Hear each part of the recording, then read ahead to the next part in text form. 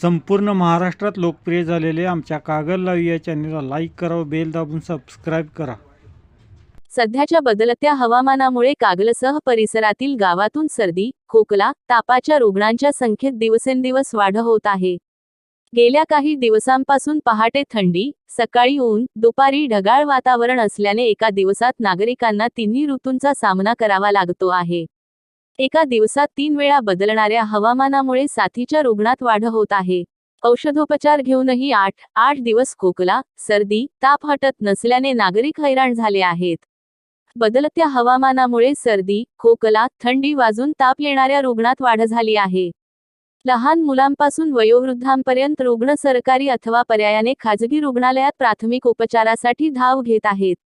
हवामानातील वेळोवेळी होणाऱ्या बदलांमुळे वारा, थंडी, ढगाळ वातावरण व अधूनमधून उन्हाचा तडाखा या नैसर्गिक बदलामुळे तापाच्या साथीत भर पडत आहे.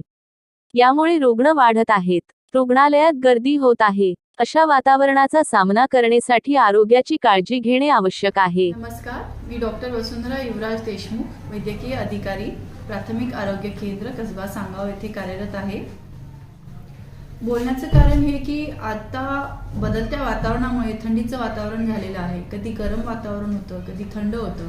तर अशा दिवसांमध्ये स्वतःची कोणती काळजी घ्यायला पाहिजे सर्व नागरिकांनी? तर उबदार कपडे घालावेत, घरचं जेवण जेवावं, बाहेरचं जेवण शक्यतो टाळावं, पाणी उकळून गार करूनच प्यावं किंवा सर्दी आणि खोकला असेल तर थोडंसं कोमट पाणी प्यावं. रात्री झोपताना वाफ घ्यावी, छाती शेकावी, छाती व पाठ ही शेकली गेली पाहिजे. आणि संध्याकाळी बाहेर निघताना घरापासून उबदार कपडे घालणं हे खूप महत्त्वाचं आहे. तसेच सकाळी अगदीच पहाटे उठण्याचे थोडेसे टाळावे. बाहेरच्या गावी जरी आपण गेलो तरी बाहेरचं जेवण जेवू नये. तसेच पाणी पिताना आपण खबरदारी घेतली पाहिजे. अशा प्रकारे आपण सर्वांनी स्वतःची काळजी घ्यावी. धन्यवाद.